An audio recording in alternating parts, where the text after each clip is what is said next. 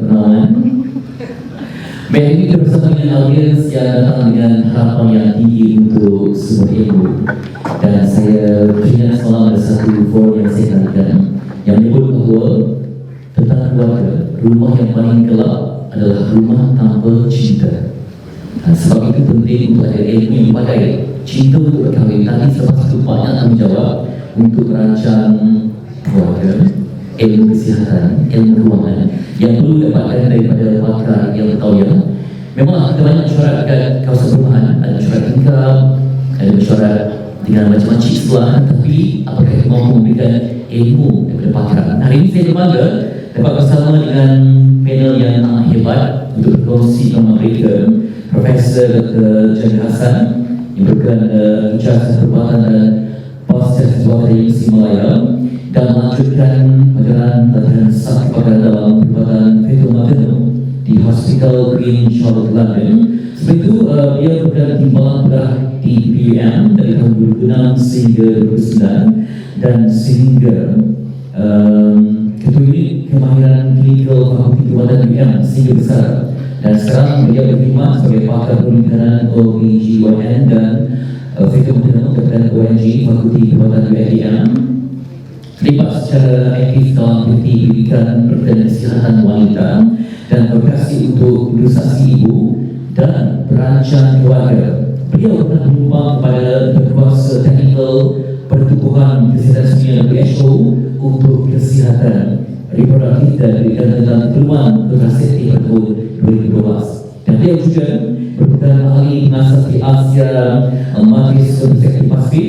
Pada masa ini beliau merupakan salah seorang panel pilihan agensi kelayakan Malaysia MQA untuk program perubatan dan juga merupakan ahli lembaga detektif Matrix Perubatan Malaysia MNC dan pernah dapat rasmi informasi wanita tahun MBBS dan juga bergerakkan kepada berbagai organisasi. Itu banyak yang berbeda dengan yang kedua. Berikutnya, Dr. Nur Al-Hasmi akan sebagai Mama Tia merupakan pengasas CHOI CHOI Family Center Enterprise. Dia memiliki ijazah pembedahan dan perubatan dari Universiti Islam Antarabangsa Malaysia dan diploma Islam Psikologi dari Cambridge Muslim College UK. Mama Tia merupakan jurulatih, penceramah dan peguam bela kebudayaan yang bertauliah yang sangat komited dalam usaha untuk membina masyarakat yang harmoni dan intelektual. Dan saya sebenarnya terpaksa diumumkan bahawa beliau adalah anak kepada idola saya, Prof. Muhaya. Jadi pastinya ilmu itu mengalir dalam untuk perkasakan wanita. Jadi sebenarnya memang ikon dalam bidang bermata dan juga motivasi dan ada suhiat untuk menyambung legasi ilmu. Dan Puan Leong Sokman nampak memang stylo sebab beliau terlibat dengan gaya hidup seorang pengurusan di Bay Malaysia dan berhad. Beliau mempunyai pengalaman luas dalam bidang pemasaran dan komersial selama lebih 25 tahun dan dalam industri peranan dan kesihatan pengguna di dalam syarikat multinasional seperti Coca-Cola, Unilever dan sebagainya. Dan amat percaya bahawa perjalanan diri adalah bukan aspek penting dalam gaya hidup sihat dan holistik dan semangat untuk bila jenama yang dapat membantu masyarakat terasa lebih baik, lebih sihat dan juga lebih yakin sesuai dengan konsep hari ini, pilih dengan yakin. Hari ini kita nampak lama yang diam dan diam, kita kalau boleh lebih santai, lebih seronok sebab hari ini kita nak bincang secara, kalau terlalu serius nampak macam pilih kuliah ya, nampak macam forum genetik semua. Kita hari ini dengan semangat yang kuat berada di UKM. Jadi saya nak mulakan dengan soalan daripada Profesor Jamil itu. Ya, semua kalau dia rasa dia bercinta, dia menolak untuk terima nasihat sebab dah janji dengan suami dan isteri bahawa kita nak anak ramai. Sebelum dia wani anak dia lebih daripada 15 orang katanya. Tapi kan kemudian sekarang ini ekonomi dan sebagainya perlu ada ilmu yang lebih mendalam. Macam mana untuk mengetahui dan memahami tentang tujuan keadaan perancangan keluarga dan sebagainya. Terima kasih Assalamualaikum, selamat pagi yang berbahagia Datuk Seri. Titik kehormat hadirin sekalian. Soalan yang bagus, satu soalan yang bagus. Cinta sahaja tidak boleh menjamin keluarga. kita perlu disambung dan diadakan keluarga yang sihat. Keluarga yang sihat adalah aset negara, sangat penting untuk mendapat keluarga yang sihat. Dan juga keluarga yang sihat, Zuriat adalah satu anugerah, satu yang kita raihkan. Tetapi proses mengandung itu natural, semula jadi dan boleh berlaku dengan bermasalah. Jadi wanita yang mengandung, yang hamil perlu merancang. Kenapa kita kena nak merancang? Kerana berapa objektif. Kita nak merancang untuk dapat keluarga yang sihat. Macam kita cakap tadi, keluarga yang bersihat, ibu sihat, suami sihat. Suami pula perlu mengadakan tanggungjawab dia untuk memberi secukupnya seadanya untuk keluarga. Dan anak yang dilahirkan perlu mendapat penjagaan yang secukupnya. Jadi tanggungjawab itu sangat besar. Walaupun mengandung itu sebenarnya satu perkara yang natural, tapi ibu perlu merancang. Kita kata merancang, kita tak kata memberhentikan zuriat. Merancang untuk memastikan keluarga itu sihat. Ibu kalau tidak sihat, siapa nak jaga suami? Suami pun kalau tak sihat, siapa nak jaga keluarga? Jadi kerjasama bersama. Dan kalau seseorang itu yang sihat, dia mengandung, dia boleh mendapat masalah sebab mengandung. Jadi dia perlu merancang untuk memastikan dirinya boleh menghadapi masalah sebab komplikasi sebab bersalin mengandung dan sebab usaha bersalin. Pada ibu-ibu yang mungkin tidak berapa sihat, perlu memastikan kesihatan mereka di tahap yang bagus sebelum mereka mengandung. Jadi itu satu tanggungjawab kita perlu fikir secara conscious. Bermakna merancang kehamilan ada banyak kebaikannya untuk keluarga ibu. Dan apabila ibu dah mengandung dan melahirkan, dia perlu menambah balik baik badan dia untuk mengandung sekali lagi. Dan anak yang dilahir itu perlu mendapat penjagaan fizikal, emosional yang sepatutnya supaya dia boleh membesar dengan sepatutnya. Jadi disebabkan kita perlu merancang. Kita kata berapa lama kita nak merancang? Sekurang-kurangnya 2 tahun jaraknya supaya ibu boleh kembali pulih dan boleh menambah zat-zat kalian di dalam badan dia, boleh menangani masalah kalau dia mengandung sekali lagi. Dan juga anak sudah cukup besar dalam segi emosi dan fizikal. So saya rasa merancang keluarga adalah sangat-sangat penting. Itu dia sebagai mukadimahnya. Dan ketika Datuk Seri menjadi Menteri pun sebenarnya banyak ucapan yang saya ambil poinnya. Contohnya, ibu ni dah learning center dalam keluarga, madrasah kehidupan. Dan kedua, ibu ramai kat sini. Kalau satu hari ibu demam, apa jadi pada keluarga? Kalau bapa demam kan demam manja kan, macam orang koma kan. Tapi ibu, setiap wilayah, ibu selagi belum koma, dia memang akan tetap berjuang untuk anak. Sebab ibu ni kadang-kadang dia boleh kupas bawah, kanan kiri boleh mandikan anak. Maknanya ibu ni memang hebat lah. Tukar tangan, kaki kanan boleh lipat baju lagi. Ibu ni memang hebat lah. Tapi kalau ibu tu, saya tengok ada kes, dia baru bersalin 2 bulan, dah mengandung lagi. Yang beranak tu pula secara berjalan. Jadi maksudnya memang kita nampak pun tambahan lah. Tapi sebenarnya adalah satu tadi aspek kesihatan. Cinta dia tak cukup, tapi perlu kepada ilmu yang sangat hebat. Mama tu kesenjangan. Kalau aku maaf ada rancang keluarga. Sebab kadang-kadang suami yang ber-KPI kita setahun satu. Tapi KPI itu tak boleh pakai dalam konteks kita nak menjaga kesihatan betul-betul. Okey, bismillahirrahmanirrahim. Terima kasih Putri. Saya sangat teruja dan saya rasa gembira berada di sini, alhamdulillah. Terutamanya yang datang daripada Sungai dan juga perempuan dan tuan-tuan yang ada, alhamdulillah. Bila kita merancang keluarga, macam Prof sebutkan dari sudut kesihatan, sangat-sangat penting. Sebab saya telah mengandung sebanyak 6 kali. So, jadi proses mengandung ni adalah sesuatu proses yang berbeza-beza mengikut wanita. Ada yang aku senang je kalau mengandung, tak ada apa-apa pun. Tapi ada yang serik sangat dah tak nak mengandung dah. Tapi saya nak fokus kepada lepas mengandung tu. Kadang-kadang lepas daripada kita dah dapat anak tu, bila dah ada anak, apa yang kita nak lakukan dengan anak tu?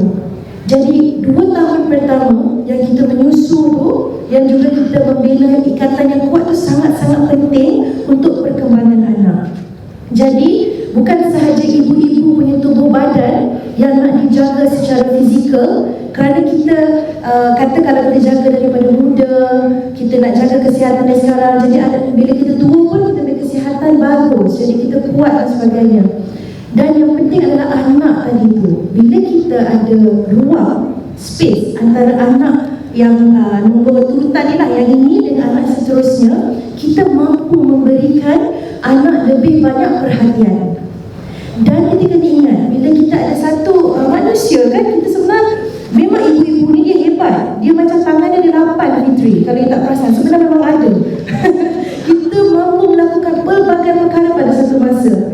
Walau bagaimanapun, apabila kita fokus kepada sesuatu perkara, dia memberi impact yang lebih besar. Jadi saya pun secara peribadi ada pengalaman bila anak tu agak rapat, dengan jarak anak saya yang berbeza, Prof.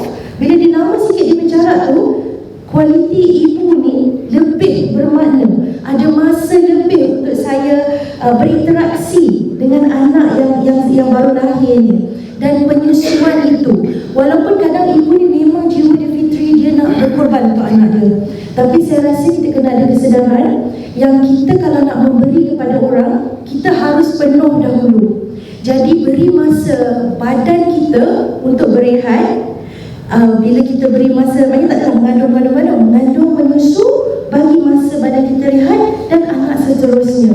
Bila kita ada masa berkualiti dengan anak, dia akan memberi impact emosi yang positif kepada anak, perkembangan yang baik kepada anak, dan interaksi adik-beradik tu Datuk Seri kan, kerana nanti sibling rivalry dan sebagainya. Jadi saya rasa keprihatinan tentang perkembangan emosi dan juga kesejahteraan minda dan emosi ibu tu sangat-sangat penting.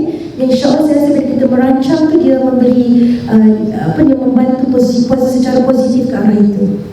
Itu dia, terima kasih Mama Tia. Rasa macam dalam Liga juga ya. Rasa macam penyayang sangat Mama Tia ni. Okey, saya nak tanya dengan sahabat-sahabat lelaki dah ketika tahu tentang kehamilan. Saya tanya, bila your wife punya first day of last period tu, kita tak tahu jawab langsung ya. Tak ambil tahu. Kalau ikut kan memanglah saya pun ingin nak anak yang ramai, tetapi macam isteri saya, kalau setiap kali kehamilan yang first trimester tu, dia mesti memang lambik habis.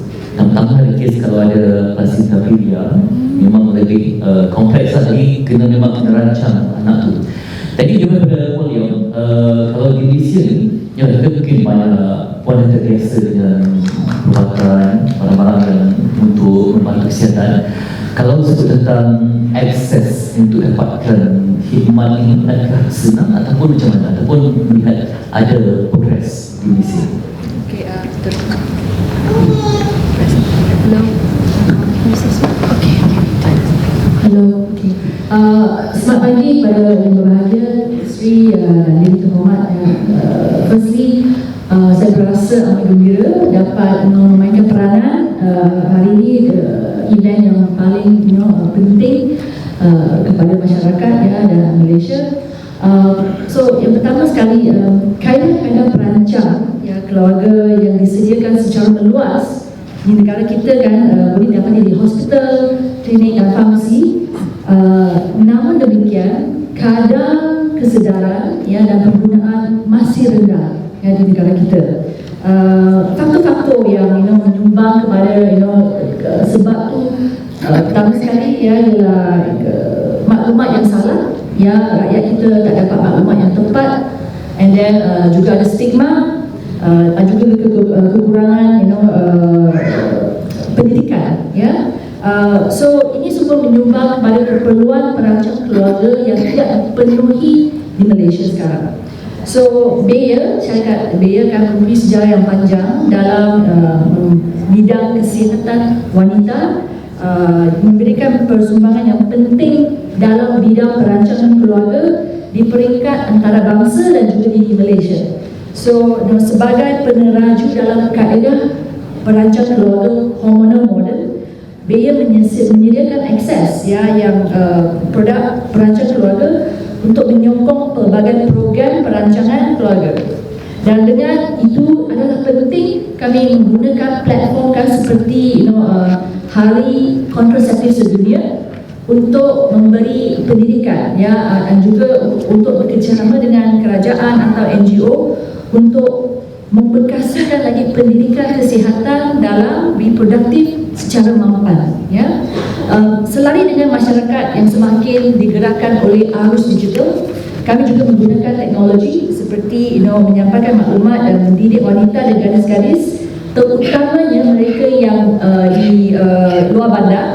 So alat digital yang digunakan oleh Bayer seperti dalam platform Facebook, ya, kami ada juga perkhidmatan chatbot yang berasaskan Facebook yang bernama Ask Maya. So tanya Maya, ya. So termasuk juga portal talian How You Know untuk menjawab soalan-soalan yang berkenaan dengan kaedah perancang keluarga.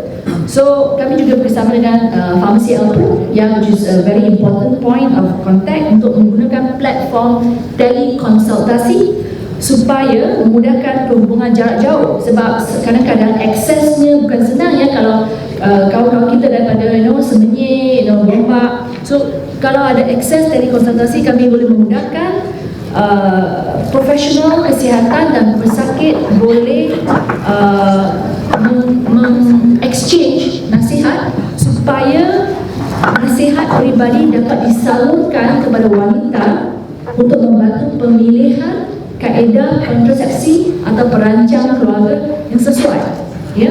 So Bayer juga komited untuk berkolaborasi dengan kerajaan ataupun kerjasama seperti dengan LPPKN hari ini dan mana-mana pihak yang berkongsi visi yang sama, ya, iaitu untuk menangani isu kesihatan reproduktif di negara kita. So, okey, dia komitmen pihak korporat dalam memberikan akses, peluang dan ketersediaan dalam sumber norma yang terbaik. Baik, sebenarnya dengan ibu, kalau anda pilih produk skincare, pasti nak tengok yang mana sesuai dengan diri anda. Sama mungkin kalau dalam konteks nak pilih kaedah kontrasepsi yang sesuai, jadi abang perlu kepada consultation ilmu, macam mana melihat pilihan yang terbaik untuk sesuaikan dengan individu yang berbeza. Saya nak jawab sikit mengenai akses tadi tu. Tapi saya rasa di Malaysia ni kesedaran untuk perancang keluarga sangat lama. LPPKN dan Kementerian Kesihatan telah menjalankan tugas-tugas mereka. Kita dah 40 tahun hampir, dan klinik kesihatan, klinik perancang keluarga adalah di rata-rata di seluruh Malaysia. Kesedaran tu ada, tapi penggunaan tu masih kurang. Jadi dia ada beberapa sebab penggunaan ini kurang. Bukan saja tidak ada kesedaran, jadi kita tengok sama ada akses tu. Kadang-kadang mereka bimbang akan kesan sampingan atau tidak ada masa tu. Jadi tu akses tu. So memang di Malaysia kadar perancang keluarga tu kurang daripada 40%. Kalau kita tengok LPPKN di kajian 2014 pun hampir sama. Effective contraception yang sangat berkesan hampir 50%, masih tidak ideal. Tapi bukan tidak ada kesedaran akses. Saya rasa mesti ada benda lain daripada akses. Kalau kita tengok kematian ibu di Malaysia, hampir 30-40% ibu yang meninggal sewaktu mengandung, proses mengandung, selepas mengandung tidak menggunakan perancang keluarga. Jadi kita harus ingat itu. Jadi sedang lama kita buat. Jadi dari segi soalan Hafiti tadi, kita ada bermacam-macam kaedah perancang keluarga. Kenapa kita ada bermacam-macam kaedah? Sebab walaupun wanita tu hampir menopause, masih boleh mengandung.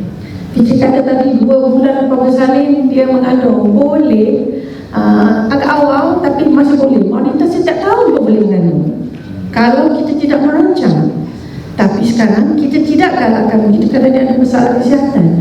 Jadi kaedah itu bermacam-macam supaya setiap wanita walaupun dia ada penyakit atau bermasalah boleh mencari perancang keluarga yang bersesuaian.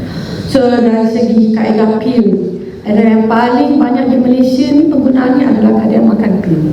Pil perancang keluarga sama ada bersama estrogen progestogen atau pil progestogen sahaja. Itu yang paling common. Tapi kalau kita lihat dari segi kematian ibu-ibu mengandung di Malaysia ni, kebanyakan ibu-ibu mengandung adalah melebihi 35 tahun. Mungkin mereka tidak mahu merancang, tapi tidak tahu kaedah merancang yang lama. kita ada kaedah merancang yang kekal. Satu pilihan tadi kita kata injection, implant ataupun memakai alat di dalam rahim yang tiada hormon ataupun dengan hormon seperti Mirena. Itu lagi 5 tahun kita boleh simpan dalam. Kalau kita pakai alat dalam rahim, kita boleh simpan sebenarnya lama, lebih pada 10 tahun pun boleh. Jadi dia ada berbeza-beza.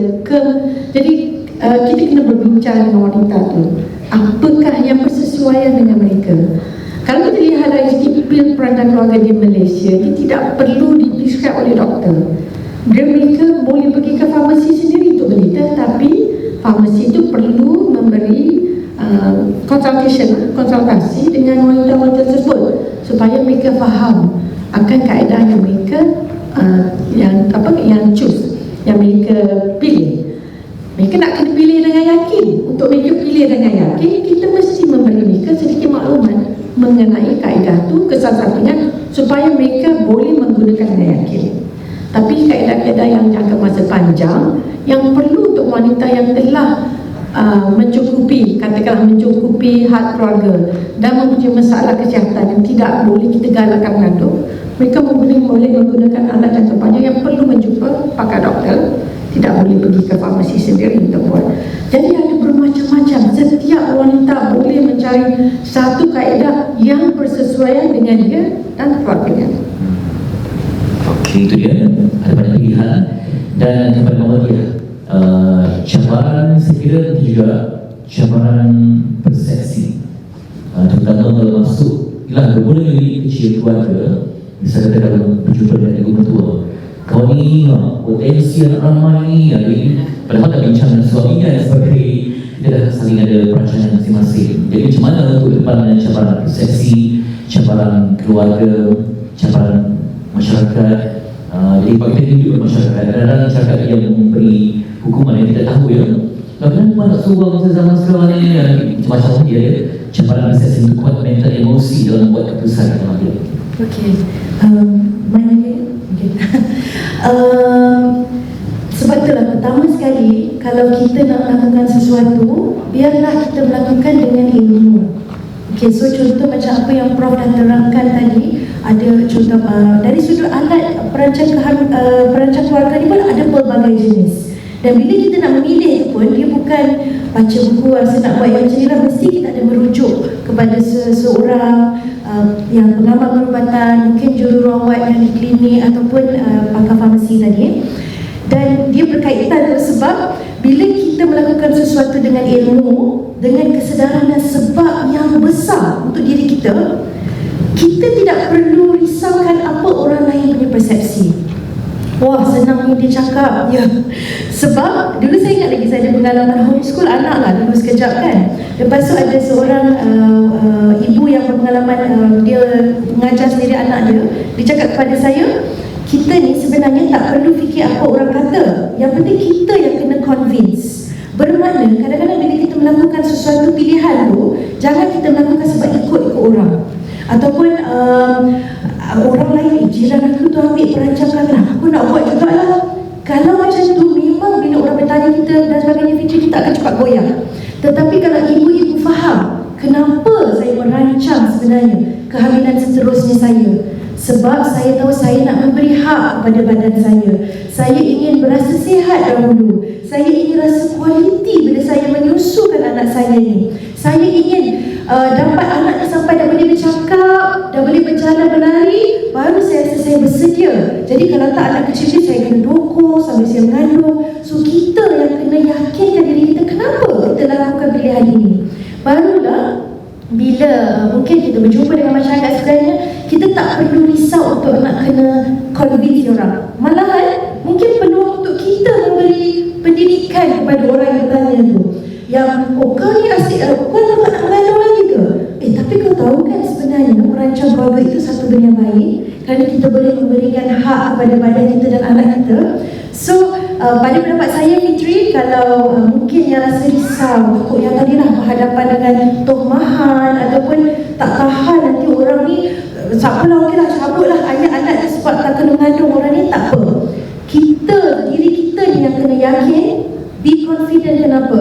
Sebab sometimes kita nak ada anak ramai tu pun sebab yang tadi tu lah pressure sebab jiran sebelah dah mengandung lagi.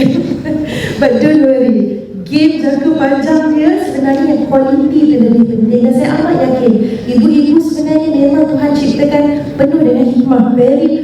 Ibu Fitri memang Tuhan ciptakan kita sangat kuat. Wanita ni memang naturally dia sangat kuat, dia mesti nak lakukan terbaik untuk anak dia. Kalau saya buat program pun, ibu yang datang, ayah datang, tapi dia datang dari jauh.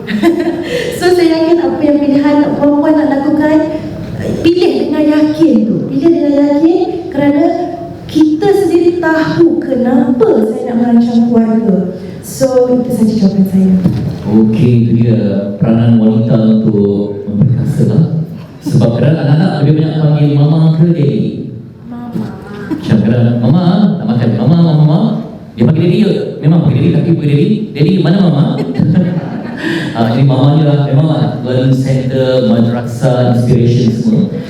Kemudian banyak pilihan kaedah macam keluarga ni. Jadi apa faktor yang berdasarkan pengalaman, apa yang mempengaruhi mereka untuk memilih kaedah yang paling terbaik dan sesuai untuk mereka dapat teruskan?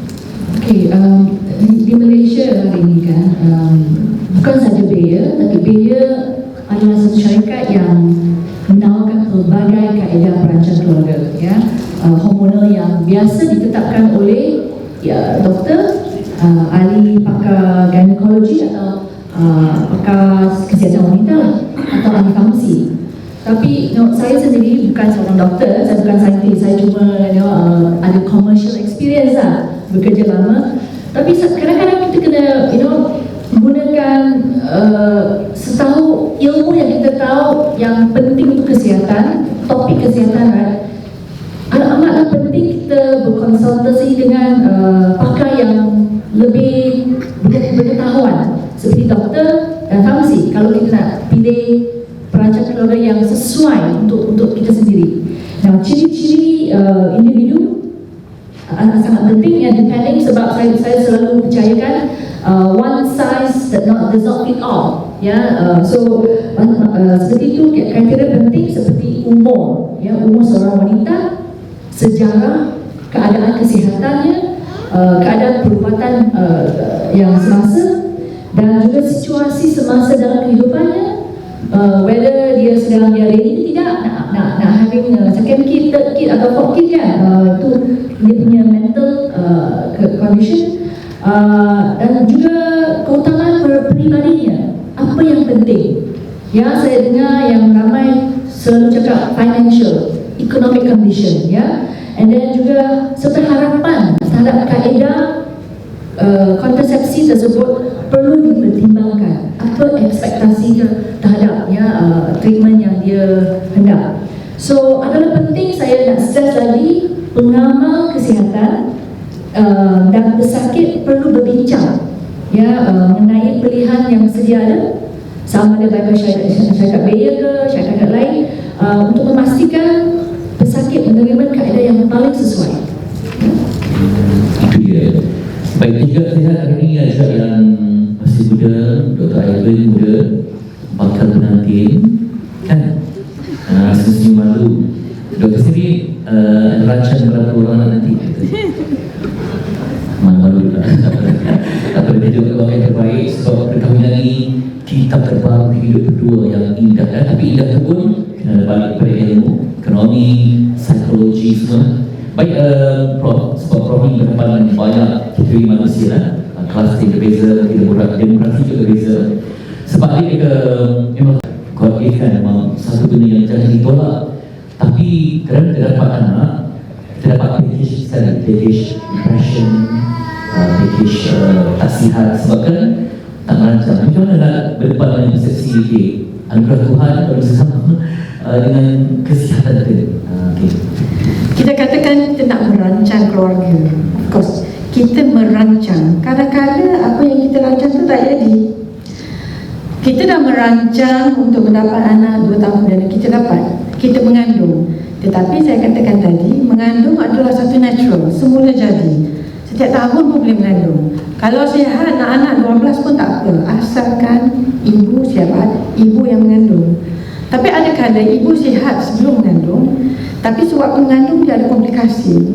mungkin darah tinggi, ataupun macam tadi Fitri kata muntah lah habis-habis 3-4 bulan memuntah, tak boleh makan, kurang berat badan, ataupun kencing manis dalam mengandung.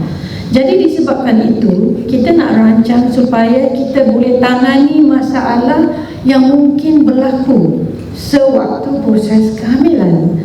Dan juga proses kehamilan mungkin tidak ada masalah langsung, tetapi bila proses kelahiran, setiap ibu akan tumpah darah. Tidak ada ibu yang tidak ada tumpah darah, mesti tumpah darah. Sebab uri itu akan terlekang, dia rahim itu mengecut dan akan berlaku pertumbuhan darah, selalunya dalam keadaan yang kecil.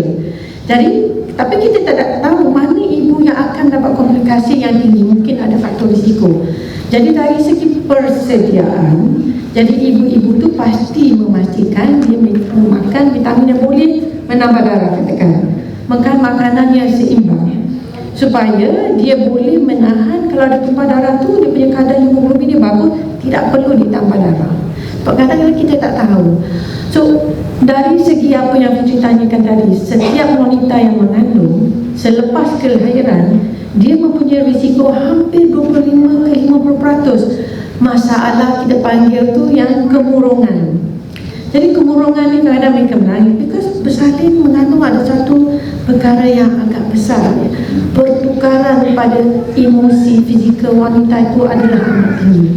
Jadi kalau kita boleh kesan siapakah yang mendapat risiko yang tinggi sewaktu proses mengandung tu lagi, dan kita akan kesan, dan di situ kita akan bagi sedikit pengajaran kepada suami, ahli keluarga untuk menampung ibu-ibu ini sewaktu mereka sudah bersalin. Dia hampir 25 ke 50% kemurungan. Tapi of course dia tidak lama. Dia mungkin dalam masa seminggu 2. Waktu ini ibu mungkin ada pembedahan, ada luka di kawasan kemaluan tu yang tidak lagi baik. Dia nak menyusu badan, setiap kali dia menyusu badan, rahim tu akan mengecut. Dia sangat sakit. Bukan satu perkara yang mudah. Ibu tak cukup tidur, ibu tak cukup makan, mungkin dia nak tidur aja, jadi waktu makan tu dia kurangkan, tak cukup minum. Jadi di sini suami dan keluarga memainkan peranan yang penting. Tapi tak semua wanita bernasib baik duduk dengan keluarga, mungkin dengan suami saja. Jadi suami memainkan peranan yang penting untuk menampung ibu tu. Jadi kalau dia tidak merancang, jadi anak-anak lain pun perlu dijaga. Jadi di situ akan menjadikan satu stresor. Dan ini stresor akan boleh meninggikan risiko bukan saja kemurungan yang pendek, mendatangkan depression. Depression adalah kurang. Depression jangka masa panjang selepas bersalin mungkin kurang daripada 5%, di mana mereka boleh mendapat depression yang perlu ditangani. Sebab waktu kemurungan ini kadang-kadang mereka rasa tak nak jaga anak, menangis. Tapi masa tu kita tak boleh marah mereka, sebab kita mesti faham emosi yang berlaku waktu itu. Yang kena ditampunglah kawan, keluarga, ibu mertua, suami adalah sangat penting. Dan waktu ni suami saya selalu kata, suami kena pergi belajar urut. Bila ibu mengandung, bolehlah tolong urutkan belakang dia, badan dia. Kerana ibu tu tak bercerita dengan suami apa dia perlukan.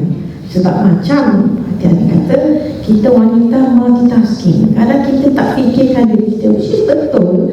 Kita kena fikirkan diri kita, tapi kadang kita nak bersuara tu, nak meminta sesuatu pada suami pun kita rasa segan sebab suami pun banyak kerja, bawa balik kerja kan. Jadi di sini kita harus berkomunikasi, sangat penting. Bukan tadi kita cakap persepsi. Merancang ni adalah keluarga. Jadi persepsi orang luar kita kena ambil kira daripada positif kita ikut, negatif kita jadikan sepadan, fikir apakah yang boleh kita jadikan positif dari negatif. Tak semua negatif itu tidak boleh diikut, tapi kita boleh berguna jadi positif. Jadi saya rasa suami dan ibu yang paling penting, dia tunjang keluarga. Ibu mempunyai peranan yang berbeza, suami mempunyai peranan yang berbeza, tapi kedua-duanya mempunyai peranan yang sama untuk keluarga sihat, bahagia dengan cinta. C cinta, C kompetensi, C communication. Banyak definisi dalam ini.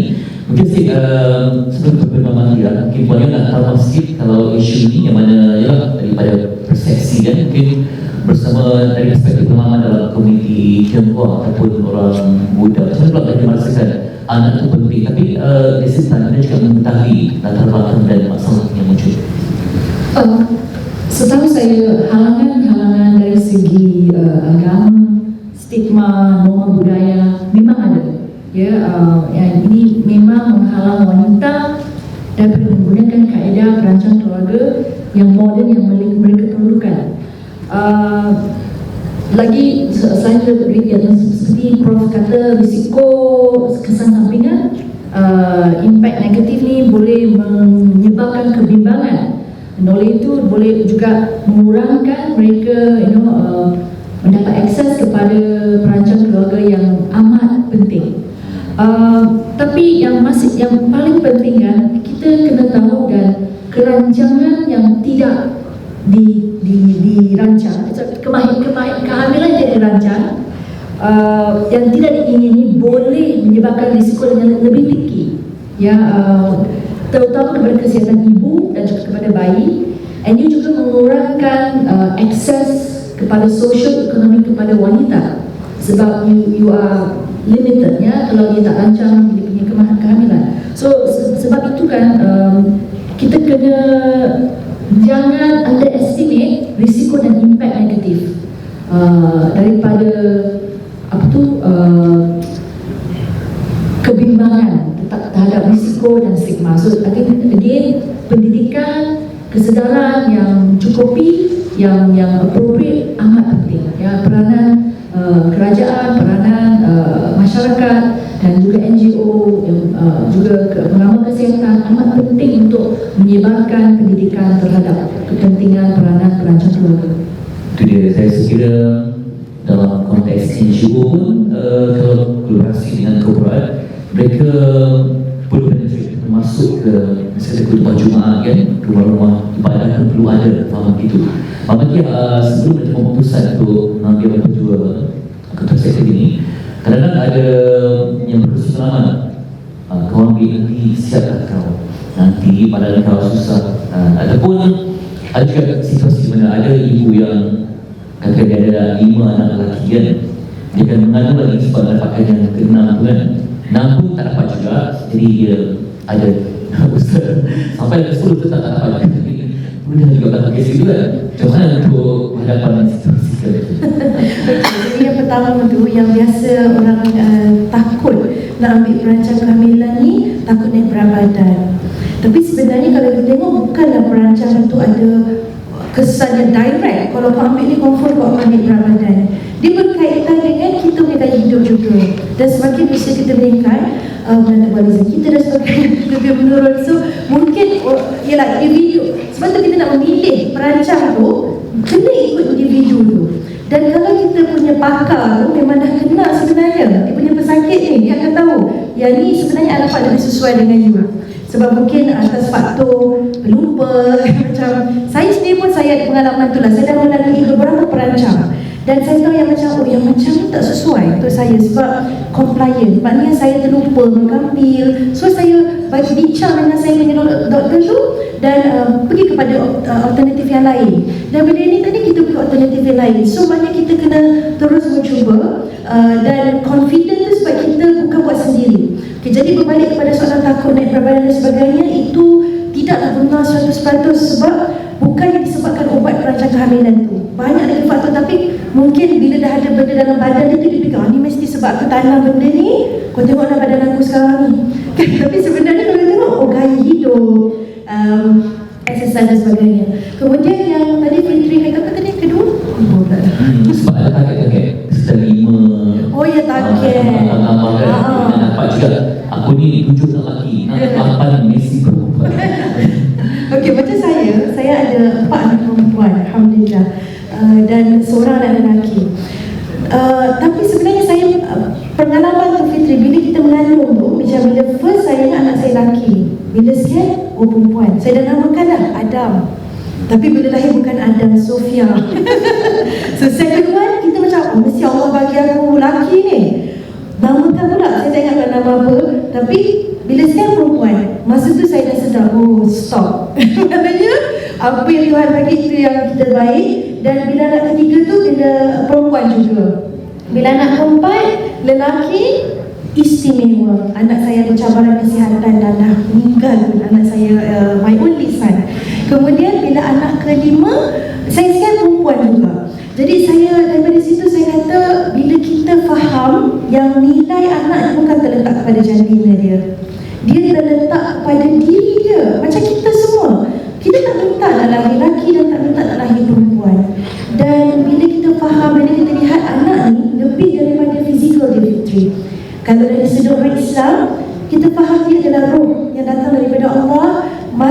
Yang nak pilih roh mana masuk dalam janin yang kita mengandung ni, sebab dia guna dengan fizikal dulu kan Prof, baru dah masukkan roh yang kita faham tu. So bukan pilihan kita pun nak pilih roh mana yang nak masuk dalam tubuh badan anak kita ni. Jadi saya selalu ingat, nilai anak kita ni bukan terletak kepada jantina dia, tetapi kepada siapakah yang special ni. Kita kena lihat macam tu, siapa istimewa ni Tuhan nak bagi kepada kita ni. Dan bila kita besarkan dia, tak kisah lelaki atau anak perempuan, kualiti kita juga, bagaimana kita membesarkan anak-anak. Tapi jadi kalau ada yang dalam ruang ni yang rasa macam nak cuba lagi untuk lelaki ke nak cuba lagi untuk perempuan, mungkin boleh fikir-fikirkan nilai anak bukan kepada jantina, tetapi kualiti manusia itu sendiri. Agak deep, tapi saya rasa harap sampai dalam mesej tu, sebab saya sendiri dah rasa benda tu. Boleh saya cakap sikit? Saya pun pakcik saya ada 11 anak lelaki. Dan tiap tahun dia nak anak perempuan, tiap tahun lelaki. Dan makcik saya, despite kita cakap dengan dia, kita mesti bincang. Kita bincang masalah kesihatan, nak juga cuba. Bila kita dah berbincang, dia mereka nak juga cuba. Dan kita sebagai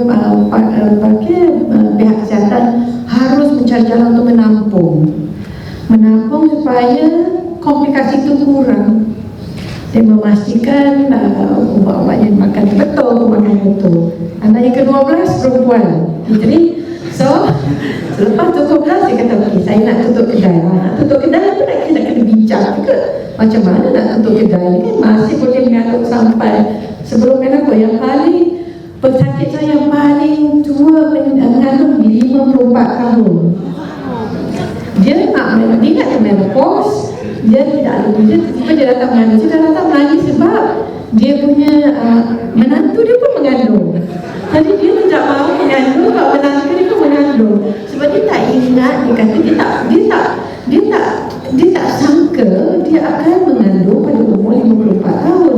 Sebab dia nak menopause. Bila kita nak menopause, kita masih boleh mengeluarkan telur tanpa kita ada period, sampai kita actually tidak mengeluarkan telur, jadi masih boleh mengandung.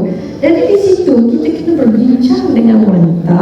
Sebab saya katakan wanita boleh mengandung setiap tahun kalau kita tidak rancang. Tapi wanita itu sendiri kesihatan dia akan terganggu dari segi emosi dan fizikal, juga keluarga itu sendiri. Jadi tadi sebut tentang tutup kedai itu, apa closing ceremony yang sesuai? Kredit ilmu pada usia, hanya di usia yang agak kritikal dan risiko. Jadi kita kena bincang. Kalau kita tengok fatwa kata kita tak boleh membuat satu perancangan keluarga kaedah kekal, tapi fatwa tidak dibuat untuk individu satu-satu. Jadi kita kena berbincang melihat adakah potensi masalah kesihatan yang tinggi yang boleh menyebabkan masalah yang lain. Itu dari segi itu, dengan pesakit ini kita boleh sarankan keadaan kekal. Tapi sekarang kita ada keadaan hormon yang hampir sama dengan keadaan kekal, cuma masalahnya ada kesan sampingan yang mungkin wanita itu tidak menerima. Jadi itu perbincangan yang kita kena berbincang dengan wanita dan juga dengan suami. Dan kita punya objektif adalah untuk wanita sihat, supaya wanita dan ibu itu boleh menjaga anak mereka dalam keadaan yang sihat, dan wanita dan ibu juga boleh menjaga suami mereka dalam keadaan yang sihat, memberi keluarga yang sihat, which is satu aset untuk negara. Itu dia luas penelitian si cinta itu, termasuk tadi communication, disebutkan coaching, tapi ada sisi lain, konflik community itu akan ada sama. Itulah kita hampir sejak berbincang melaju berapa banyak ilmu dan sampai ke sesi tuan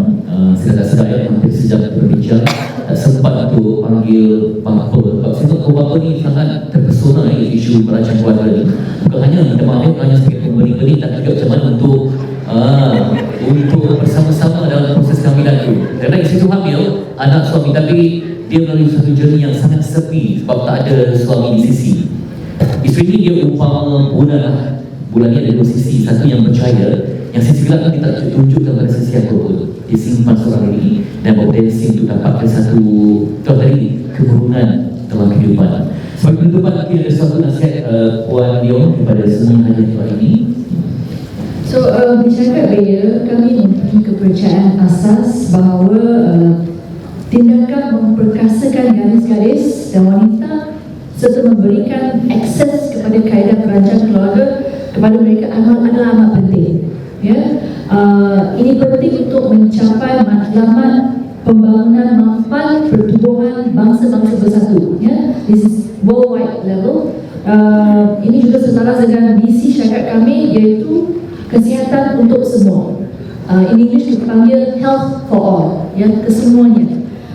Melalui kaedah perancang keluarga hormonal moden, pasangan hari ini boleh merancang keluarga dengan lebih baik. Ya, you boleh decide bila you nak cahaya mata, bila you ready, and then keputusan ni, adalah penting supaya boleh memperkukuhkan peranan wanita, ya, di masyarakat kita, di negara kita. So saya menggalakkan anda semua untuk membincangkan your needs, ya, keperluan anda dengan pengamal kesihatan, is very important, ya, and also mendapatkan kaedah perancang keluarga yang moden, dan anda boleh mendapatkan pembantuan daripada PKN, klinik kesihatan dan juga doktor dan ahli farmasi untuk supaya anda lebih yakin untuk pilihan yang sesuai untuk kami.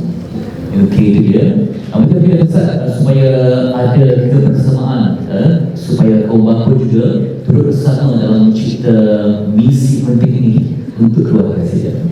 Okey, mesej untuk kaum bapa ini sangat-sangat utama sebab mereka lah memainkan peranan yang sangat-sangat besar. 50% daripada kandungan itu adalah hasil daripada ayahnya. Jadi kalau ayah faham apa yang ibu itu lalui, saya rasa bukan sekadar kita tengok, sebab kadang-kadang mungkin dia tengok isteri itu kuat, so tak nampak susah pun dia ni. So mungkin bila kita faham apa yang ibu tu lalui dalam tubuh badan dia, bila kita mengandung, macam-macam proses perubahan berlaku dalam tubuh badan, dan dia ambil masa juga untuk pulih semula kepada tubuh badan yang normal kembali. Kemudian kan orang panggil 4th trimester tu sebenarnya period menyusu bulan lepas bersalin tu pun sangat penting untuk anak. Jadi saya rasa awareness kepada kaum bapa. Dan saya yakin macam Prof sendiri jumpa pasangan-pasangan klinik, mesti kita consultation tu kepada kedua suami dan isteri tu kan. Dan saya rasa suami tingkatkan kesedaran dan ilmu tentang kenapa perancang keluarga itu penting, dan mungkin lebihkan you punya pengetahuan juga tentang tu. So kita pun bila advice isteri, suami pula yang suggest, yang I rasa you ni macam sesuai millennial sebab dia ni jenis macam ni, kita pula boleh cerita. Dan saya yakin isteri akan rasa wow, sangat disokong oleh suami, dan bersama-sama macam kita bila membesarkan anak, dia bukannya seorang je yang bukan one man show, dia ada ibu dan ayah. Jadi keluarga tu kita merancang bersama hala tuju. Jadi kenapa kalau kita nak merancang anak seterusnya, macam kita bincang anak nak sekolah mana, anak ni nak balik naik van ke nak naik bas, duit sekolah anak bagi berapa. So ini pun termasuk dengan bila kita merancang, bila ayah itu ada kesedaran dan ada ilmu dan melibat dalam urus takbir dalam rumah tu, saya yakin ayah-ayah akan lebih nampak betul lah yang kita merancang lah. Abang penat juga saya nak jaga kat rumah ni kan. Tapi mungkin kalau bila biar isteri saja tu Fitri, mungkin dia tak rasa sangat bebanan yang isteri rasa. So it goes back to education dan kesedaran para suami. Kita di mengesok tentang education ini, dan proses kehidupan kita nak mencipta satu ekosistem yang supaya semuanya bersama. Hari ini keperluan asas kami minta juga kepada pendidikan dan akses kepada maklumat kesihatan. Silakan Prof. Saya ingin menyatakan di sini, keluarga bahagia dan sihat adalah tanggungjawab bersama suami dan ibu. Tapi saya ingin menyarankan ke semua wanita ibu di luar sana untuk menjaga diri mereka sendiri. Dari segi kesihatan merancang keluarga, bukan dari kesihatan merancang keluarga sahaja, dari keseluruhannya. Jadi mereka mesti boleh menjaga diri mereka sendiri dan boleh mencari jawapan atau mencari nasihat doktor. Tidak takut untuk bertanya dan tidak takut untuk pergi mencari sesuatu yang diperlukan untuk menjaga kesihatan mereka. Mereka tidak boleh bergantung kepada orang lain untuk menjaga kesihatan mereka.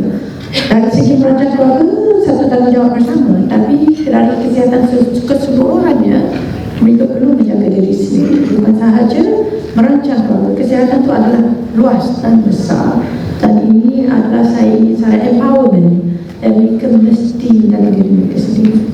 InsyaAllah sudah dapat maklumat dan izinkan saya untuk beri dua puisi yang kasih.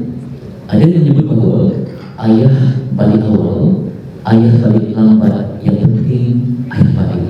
Ibu bangun awal, ibu bangun lambat, yang penting ibu bangun. Baik kalau ibu tak mati, atau ibu berkeluarga. Semua itu dibagi kepada kita semua. Terima kasih kepada semua panel yang bersedia, Puan Leon Sofwan, kepada Tuan Akhil Hasni, Ahmadiyah, dan juga Profesor Dr. Jamal Hassan, memberikan ilmu secara penajam namun memberikan impak implikasi mereka semua untuk tambah ilmu sepanjang masa. Sekian bersama saya, terus menunjukkan kembali seperti itu.